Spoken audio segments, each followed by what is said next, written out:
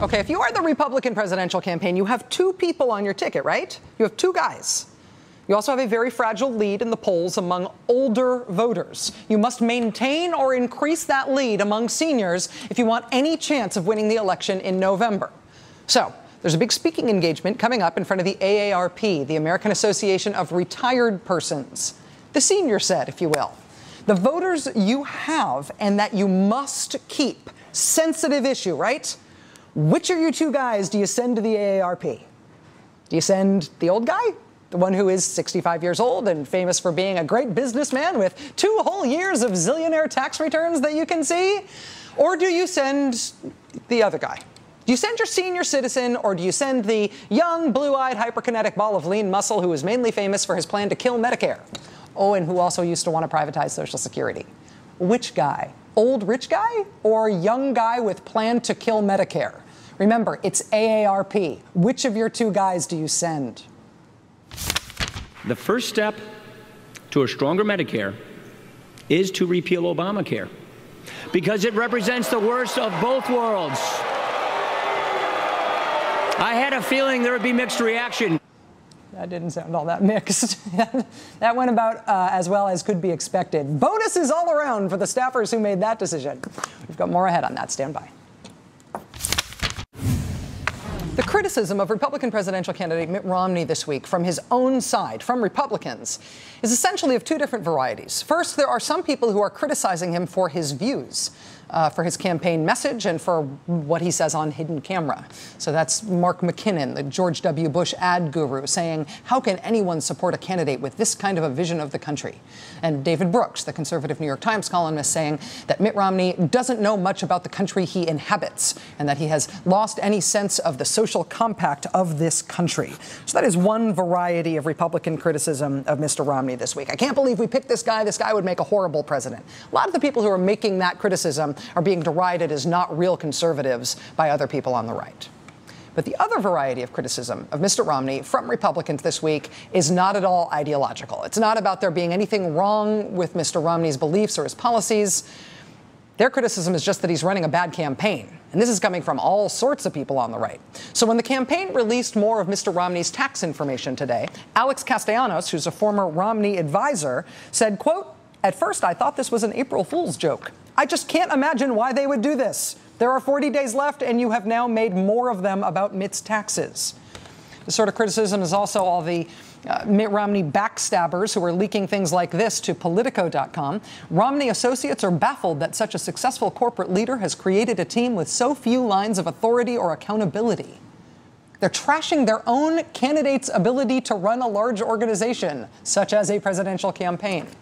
The criticism of how Mr. Romney is campaigning and why he's losing is also focused a lot this week on the schedule, on the fact that he's not campaigning very much.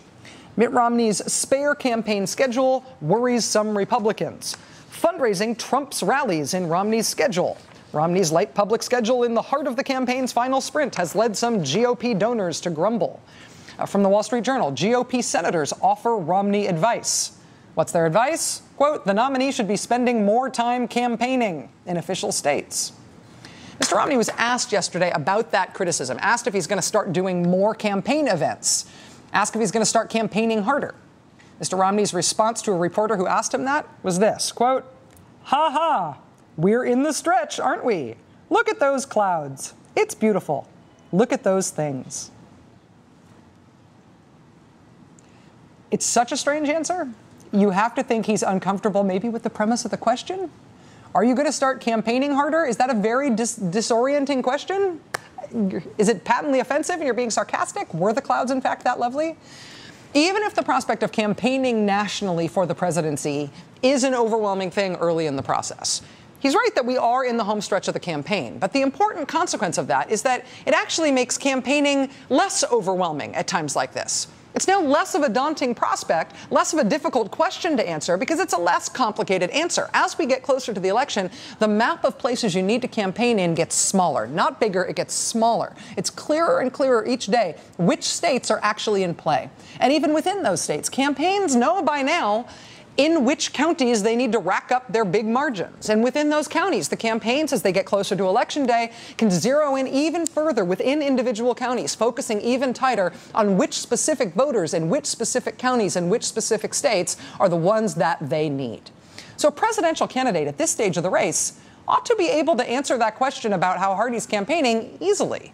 And frankly, he ought to be able to campaign harder than he is campaigning in those crucial districts. But technologically, how the two sides do that focusing in on the people they think they need to persuade is super interesting, and it changes with each election cycle now as the technology of this gets better. Just as an example, NARAL Pro-Choice America is an abortion rights group. They briefed reporters this week on what they are doing with their $2.5 million that they're going to spend between now and the election. NARAL narrowed the country from 50 states down to 9 battleground states. And within those states, they picked out 25 counties. And within those 25 specific counties, they have identified to the person 338,020 specific women who they believe they need to persuade. These are women who voted for President Obama in 2008 and who are pro-choice, but who NARAL believes, based on their polling model analysis, NARAL believes they are likely to either vote against President Obama this time around or more likely to just not vote at all. NARAL, of course, has a very specific message about this election and their endorsed candidate that is targeted to those specific women. And they're going to use direct mailers and live phone calls and targeted advertising and more phone calls to try to move them. 338,020 of them, and they know exactly who they are. Here's another case. Everybody knows that if you have to pick one swing state to win, you would pick Florida, right? Of all the swing states, Florida has the largest number of electoral votes. And the polls are tight right now in Florida. But knowing it's important and knowing you want to win Florida is only about step 1.5 in a 20-step process of what it takes to win there. I mean, who exactly do you have to turn out? Who exactly do you have to target? And it's empirical questions that have empirical answers. It's all in the numbers. Look at the Florida polls. Look at this pattern. This is age groups, okay? Look at the pattern. As the age groups get older, President Obama does worse. He does great with younger people, but he's actually losing among older people in Florida. This is the latest NBC Wall Street Journal Marist poll out of Florida. If you look at the latest numbers from Florida in Survey USA, same pattern, see? Same story. As voters get older, Obama does worse. Obama is winning overall in each of these polls, but his support is totally dependent on specific age groups. You see the same thing again, the exact same pattern in the data from Fox News' latest polling. Yes, Fox News. President Obama's support is high among younger voters, but it drops off, and Mr. Romney is winning with older voters. And so if you are a political technician and you're trying to win the state of Florida for your candidate, this polling pattern is not just an interesting fact about how this state is likely to vote. What you are looking at right there is actionable intelligence. What political messaging is going to be most effective for winning this state, given these age-specific numbers? And again, you do not have to guess. It's an empirical question with an empirical answer. It is in the numbers. Look, from that same Fox News poll, look at this question. Regardless of how you might vote, which presidential candidate do you trust to do a better job on protecting Medicare? Look at the margin there. President Obama winning that question in Florida by a 13-point margin. So the people who want Barack Obama to win Florida are pressing that advantage right now. And the people who want Mitt Romney to win Florida are trying to eliminate the president's advantage on that right now. And they are both doing it in an intensely targeted way with this crucial block of older voters in Florida that everybody knows they've got to persuade. With that in mind, listen to this radio ad that just started running there. Hello? Jeffrey, it's your mother. Hey, Mom, how are you?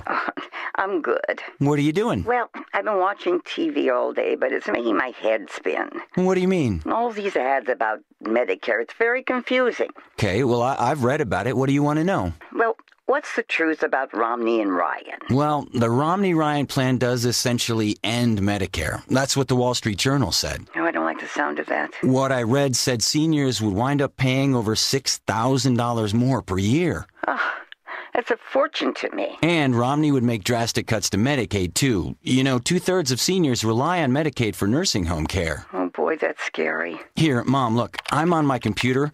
Go to this website, MedicareRomneyRyan.com, and have a look for yourself. Okay, hon. Take care.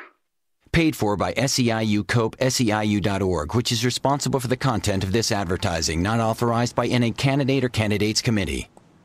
That is kind of how you win Florida, right? That's an ad from from SEIU, a union that supports President Obama. It's a Medicare-specific message targeting in a flattering and kindly way with a really good actress, right?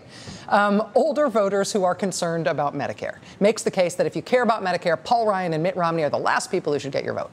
Which is exactly why the Republicans are fighting on that battleground, too. As SEIU launched that radio ad in Florida, the Romney campaign launched this TV ad for the same state. Mitt Romney and Paul Ryan get it. Medicare's going broke. That's not politics, it's math.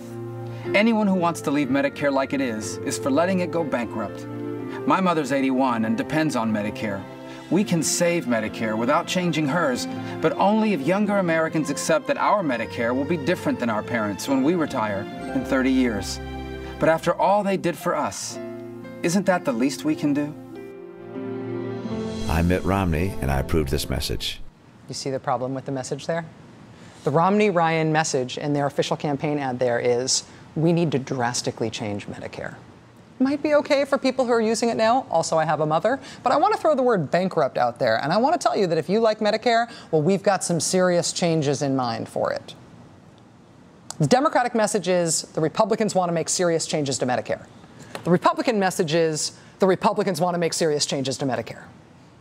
This doesn't usually happen this way.